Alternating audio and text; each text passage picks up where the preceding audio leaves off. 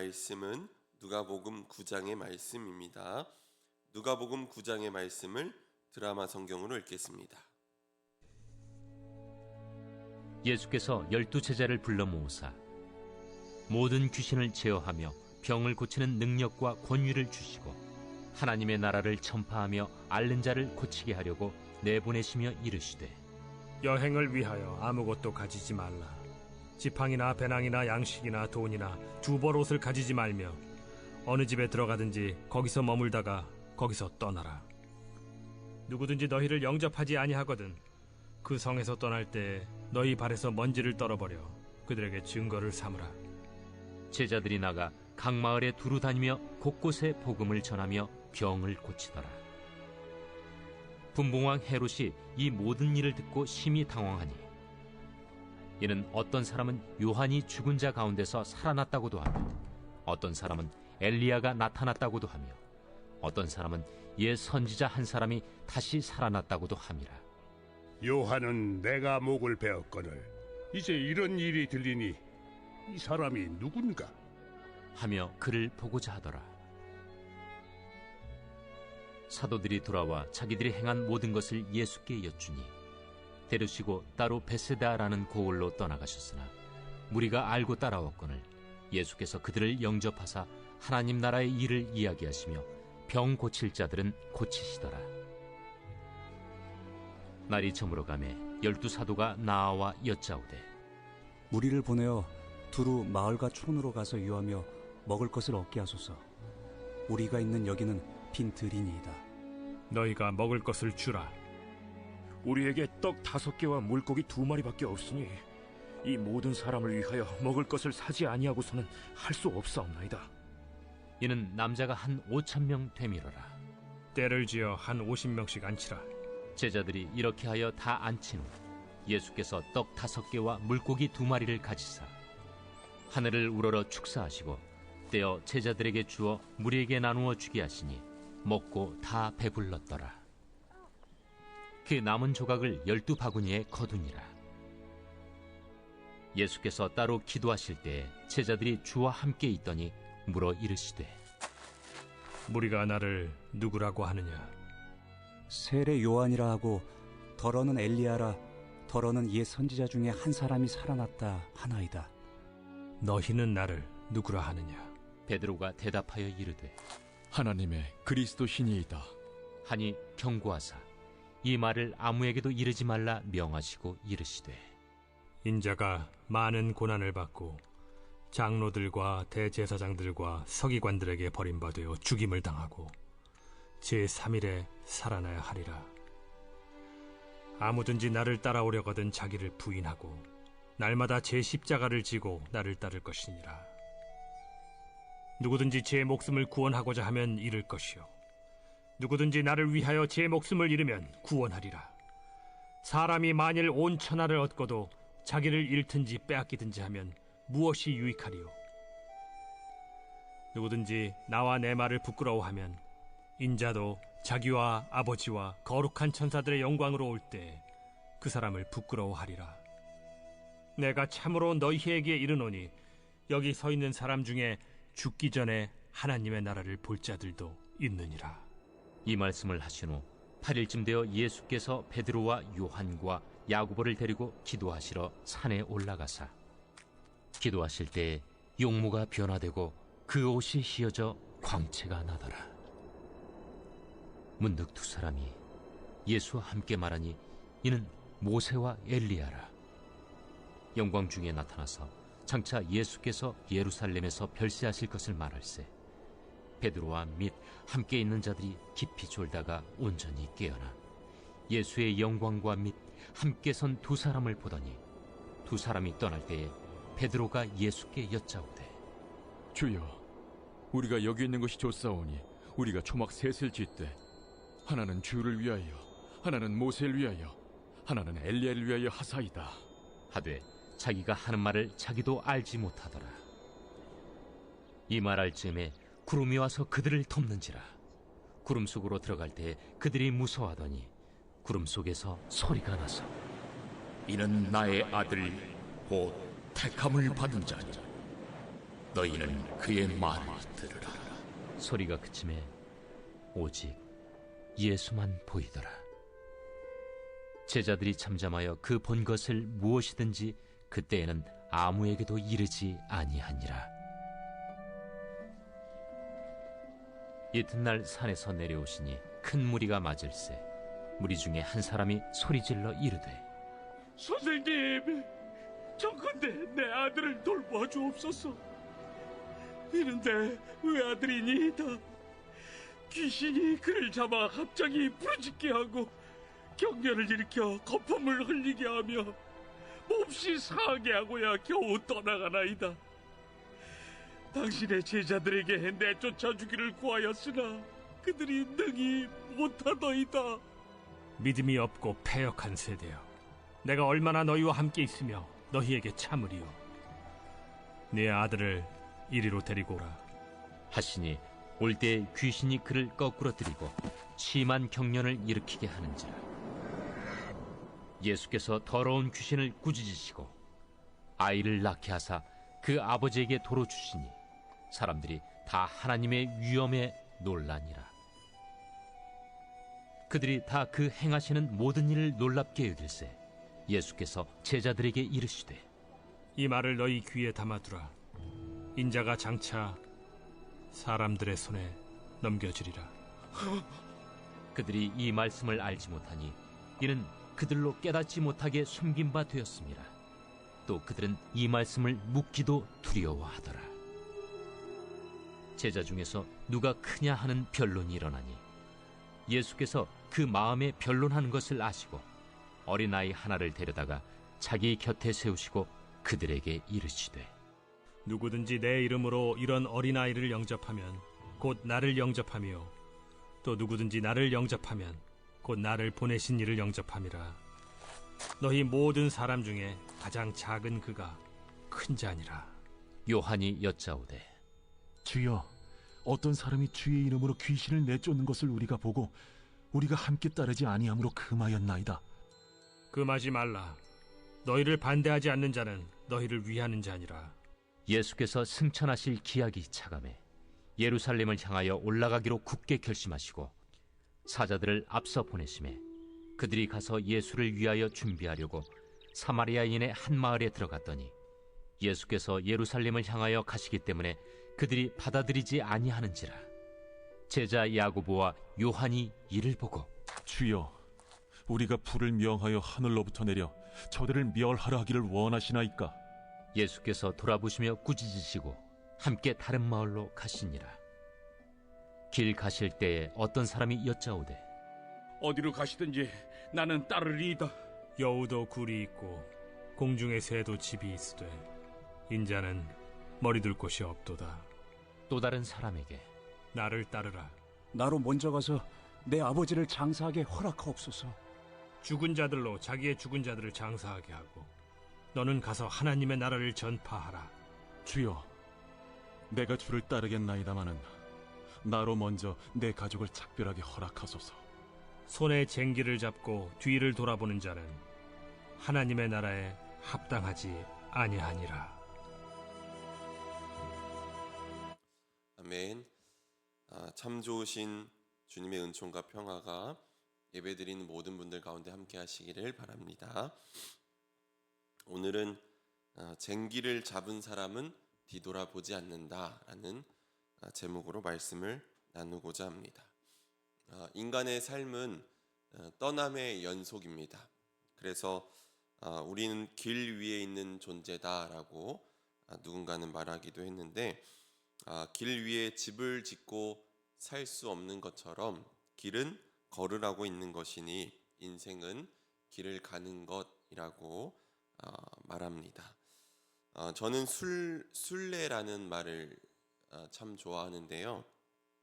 순례는 단순히 길을 떠나 걷는 것이 아니라 우리 삶의 중심이신 하나님을 찾아가는 여정입니다.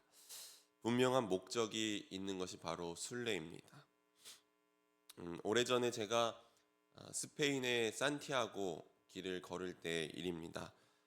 산티아고로 가는 길이 여러 개가 있지만 제가 다녀온 길은 프랑스 길이라고 해서 이 프랑스에 있는 생장이라는 마을부터 시작해서 가는 그 순례길입니다.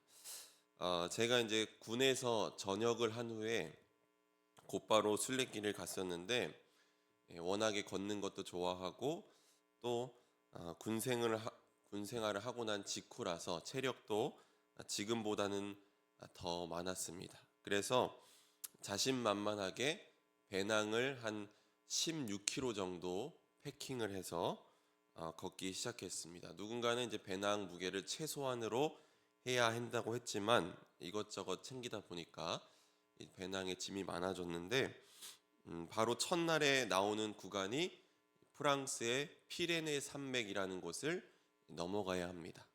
그런데 이 피레네 산맥이 해발 1500m 정도 되는데 이 정도쯤이야 하면서 제가 걸어가기 시작했는데 갑자기 그 첫날에 폭우가 내리고 비바람이 치는 바람에 제가 아주 애를 먹었던 기억이 있습니다.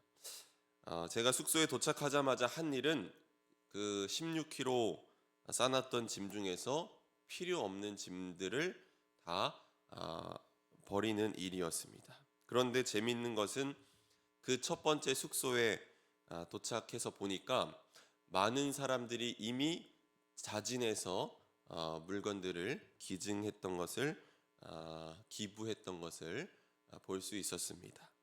순례를 시작한 첫날부터 제가 깨달은 것은 순례자는 짐이 아주 단촐해야 한다는 것이었습니다.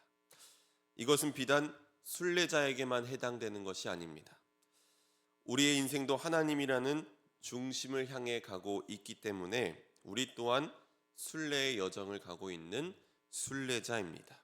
그래서 저도 아직 잘하지는 못하지만 물건뿐만 아니라 자꾸만 불필요한 것을 줄여가고 본질적인 것에 집중할 수 있어야 합니다. 그럼에도 세상은 우리에게 이렇게 말합니다. 너 행복하려면 이것 소유해야 돼. 이 정도밖에 가지고 있지 않으면 루저가 될 수밖에 없어. 이런 세상의 소리에 이끌려 가다 보면 우리의 삶은 끝없이 지칠 수밖에 없습니다. 예수님도 오늘 본문의 제자들을 파송하시면서 말씀하십니다. 3절 말씀을 보니까 이르시되 여행을 위하여 아무것도 가지지 말라. 지팡이나 배낭이나 양식이나 돈이나 두벌 옷을 가지지 말며라고 말씀하셨습니다. 잔뜩 소유한 채로 순례를 할 수는 없습니다. 오늘 우리의 삶이 표대이신 그리스도를 향한 순례임을 깨닫고 과도한 욕망과 또 무거운 짐을 줄이며 나아갔으면 좋겠습니다. 오늘 저는 누가복음 9장의 마지막 단락인 57절에서 62절에 나오는 이 말씀을 중심으로 은혜를 나누고자 합니다. 57절 말씀을 보면 길을 가실 때에라고 하면서 시작하는 것을 볼 수 있습니다. 예수님과 그 제자들이 예루살렘을 향해서 길을 가고 있었습니다. 44절에 나오는 것처럼 주님은 이미 예루살렘에 올라가면 인자가 많은 사람들의 손에 넘겨질 것이라고 제자들에게 이야기했지만 제자들은 전혀 깨닫지 못하고 있었습니다. 그들은 그 말씀의 의미를 이해하지 못하고 또 그 말씀에 관하여 묻기를 두려워했습니다. 오히려 그들은 예수님을 통해 한 자리를 차지하려는 욕망뿐이었던 것 같습니다. 그래서 제자들 중에서 누가 큰지, 누가 가장 높은 자리에 앉을 것인지를 논쟁했습니다.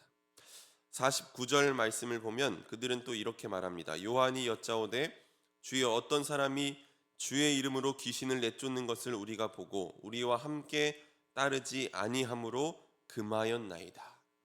무슨 말입니까? 어떤 사람이 주님의 이름으로 귀신을 내쫓았는데 우리를 따르는 사람이 아니므로 우리가 그런 일을 하지 못하게 막았다는 것입니다. 주님의 이름과 권세를 사용할 권한은 자기들에게만 있다는 것입니다. 오늘 우리도 이런 태도를 취할 때가 분명히 있습니다. 주님의 이름으로 귀신을 내쫓을지라도 우리 편이 아니면 신경 쓰지 않고, 우리 교회, 우리 공동체가 아니면 다른 이들을 배제할 때가 얼마나 많이 있습니까? 이런 믿음의 자세는 우리가 경계해야 합니다. 이어서 제자들의 또 다른 잘못된 믿음에 대해서 이야기합니다. 예수님과 제자들이 사마리아 동네에 갔을 때의 일입니다. 마을 사람들이 예수님과 제자들을 맞아주지 않자 야고보와 요한이 말합니다. 54절 말씀, 주여 우리가 불을 명하여 하늘로부터 내려 저들을 멸하라 하기를 원하시나이까. 주님은 그 말을 듣고는 그들을 엄하게 꾸짖으셨다고 말씀합니다. 제자들은 자신들이 예수님과 함께 있으니 대접받아야 한다고 생각했습니다. 이것 또한 큰 착각입니다. 오늘 우리도 이런 생각할 때가 많이 있습니다. 내가 주를 위해서 이만큼 봉사했는데 이 정도는 나에게 주어져야 하는 거 아닌가? 내가 교회를 위해서 이렇게나 많이 헌신했는데 나에게 이 정도 대접은 해줘야 하지 않는가?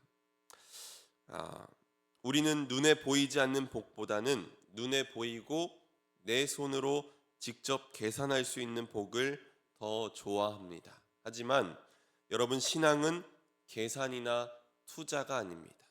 내가 한 만큼 받아야 한다는 보상도 아닙니다. 신앙은 구원의 은혜에 대한 감격이고 감사입니다. 죄로 인해 죽을 수밖에 없는 우리를 하나님의 한없는 은혜를 거저받게 하시고, 또 우리를 통해서 하나님의 일을 하시려고 우리를 불러주셨으니 이 얼마나 큰 은혜입니까? 보상에 대한 생각을 우리 마음속에서 지워버릴수록 우리 안에 기쁨과 감사가 더욱더 깊어질 줄로 믿습니다. 제자들은 아직 예수님의 참된 제자가 되지 못했습니다. 여전히 높은 자리만을 구하고 사람들이 자신들을 대접하지 않은 것에 화를 내고 주님의 뜻이 무엇인지 깨닫지 못합니다. 그런데 이것은 우리도 마찬가지입니다. 늘 대접받기를 원하고 또 우리 안에 생긴 미움과 분노와 이기심들을 털어버리지 못하고, 또 우리는 예수를 믿는다고 말하면서도 마음속에 이런 것들을 꾹꾹 담아놓고 살아갈 때가 참 많이 있습니다. 그렇다면 주님의 참된 제자가 되려면 어떻게 해야 합니까? 주님께서 말씀하셨던 것처럼 자기를 부인하고 자기 십자가를 지지 않고는 주님을 진정으로 따라갈 수 없습니다. 앞서 말씀드렸듯이 잔뜩 소유하고 과도한 욕망에 집착해서는 주님을 따라갈 수 없습니다. 나 자신을 조금도 포기하지 않고서는 주님을 따라갈 수 없음을 우리 모두가 기억해야 하는 줄로 믿습니다. 주님께서 제자들과 함께 예루살렘으로 길을 가실 때 한 사람이 나와서 말했습니다. 주님께서 어디로 가시든지 나는 따르겠습니다. 그 사람은 예수님의 그간 행보를 보고 감동을 받았던 것 같습니다. 그런데 주님께서 이렇게 대답하십니다. 58절 말씀을 우리 함께 읽어보도록 하겠습니다. 58절 말씀 함께 읽습니다. 시작. 예수께서 이르시되 여우도 굴이 있고 공중에 새도 집이 있으되 인자는 머리 둘 곳이 없도다 하시고, 어떤 이가 주님의 제자가 되겠다고 자신 있게 말했는데 잠자리가 없을 수도 있다고 하니 듣는 사람으로 하여금 굉장히 황당했을 것 같습니다. 그런데 이 말씀의 속뜻은 나를 따라오려면, 예수를 따르려면 안정된 삶은 포기해야 한다는 그런 말입니다. 한 자리에 머무르면서 안정된 삶을 살고 내가 인정받는 것에 만족하는 게 아니라 주님의 제자가 되려면 끝없이 익숙한 삶을 떠나보내고 끝없이 길을 걸어가는 삶이어야 합니다. 이런 삶에는 고난과 아픔이 있고 외로움과 고독이 있습니다. 십자가의 길은 바로 이런 길입니다. 우리가 이런 비장한 결단이 없고서는 십자가의 길을 걸어갈 수 없습니다. 이번엔 주님께서 다른 사람에게 나를 따르라라고 말씀하십니다. 그런데 이번에는 주님의 부름을 받은 사람이 선뜻 대답을 하지 못합니다. 뭐라고 말합니까? 59절, 그가 이르되 나로 먼저 가서 내 아버지를 장사하게 허락하옵소서. 그런데 주님께서 뭐라고 말씀하셨습니까? 60절 말씀 보니까 이르시되 죽은 자들로 자기의 죽은 자들을 장사하게 하고 너는 가서 하나님의 나라를 전파하라 하시고, 이 말씀만 놓고 보면 주님께서 참 매정한 분이신 것처럼 매정한 분이신 것처럼 느껴집니다. 정말로 주님께서 그렇게 매정한 분이실까요? 네, 그렇지 않으시겠죠. 유대인들에게 장례를 치르는 것은 가족은 물론 그 마을 공동체의 의무이기도 했습니다. 장례를 치르는 동안에는 쉐마와 토라를 암송해야 하는 종교적 의무도 면제받았다고 합니다. 어느 문화를 막론하고 장례를 치른다는 것은 부모에 대한 자식의 의무입니다. 이것을 주님께서 모르실 리가 없습니다. 그런데 왜 그렇게 말씀하셨을까요? 주님은 당신을 따르기 전에 장례를 먼저 치르고 오겠다는 그 사람의 마음 속에 있는 헛된 욕망을 꿰뚫어 보셨던 것입니다. 그 마음엔 안정에 대한 욕망과 익숙한 삶에 안주하려는 욕망이 있던 것입니다. 오늘 우리의 삶도 마찬가지입니다. 주님을 믿는다고 고백하고 또 주님을 따른다고 말하지만 삶의 작은 부분도 주님께 맡기는 것을 우리는 힘들어합니다. 하나님의 일 앞에서 우리는 수많은 핑계를 대며 미루고 또 미룹니다. 누군가는 부모의 장례를 치르기 위해서, 누군가는 가족과의 인사를 이유로 하나님의 일을 미루듯이 오늘 우리도 아직 경제적으로 안정되지 않았으니까, 아직 내 직장이 변변치 않다고 느껴지니까, 또 내 건강이 아직 허락되지 않아서 등등 내가 익숙한 것들을 벗어나기 싫어서 여러 핑계를 대며 하나님의 일을 미룰 때가 참 많이 있습니다. 이렇게 수많은 핑계를 대며 하나님의 일을 미루고 또 미루는 내 모습을 머리 둘 곳조차 없으셨던 주님이 보신다면 얼마나 가슴 아파하시고 얼마나 안타까워하실지 우리의 삶을 되돌아봐야 합니다. 마지막으로 또 다른 사람이 등장해서 말합니다. 그 사람도 자발적으로 주님을 따르겠다고 당당히 말하지만 집안 식구들에게 작별 인사를 하게 해달라고 청했습니다. 그런 그에게 주님이 뭐라고 말씀하셨습니까? 마지막 62절 말씀을 우리 함께 읽어보도록 하겠습니다. 62절 말씀 함께 읽습니다. 시작.